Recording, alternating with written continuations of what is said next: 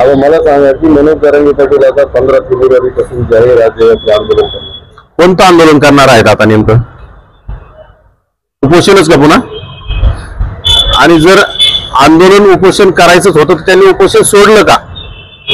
अवघ्या 4थ्या 5व्या 4-5 दिवस उपोषण करायचं आणि अगदी 3ऱ्या ते 4थ्या दिवशी सलाईन घ्यायच्या, म्हणजे 3 दिवसच उपोषण करायचं, पुन्हा सोडायचं, पुन्हा समाजाला वेठीस धरायचं, पुन्हा वेड्यात काढायचं.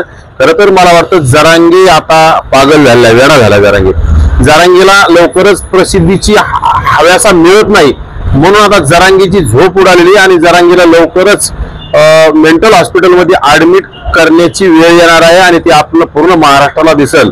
जरांगे लवकरच मेंटल हॉस्पिटलमध्ये ऍडमिट झालेला दिसेल, कारण जरांगेला प्रसिद्धी आणि पैसा याच्याशिवाय झोप येत नाही. कुठेतरी उपोषणाच्या नावाखाली पैसा गोळा करण्याचं काम जरांगेचं असतं आणि उपोषणाच्या नावाखाली समाजाला वेड्यात करायचं आणि राज्य सरकारला वेठीस धरायचं.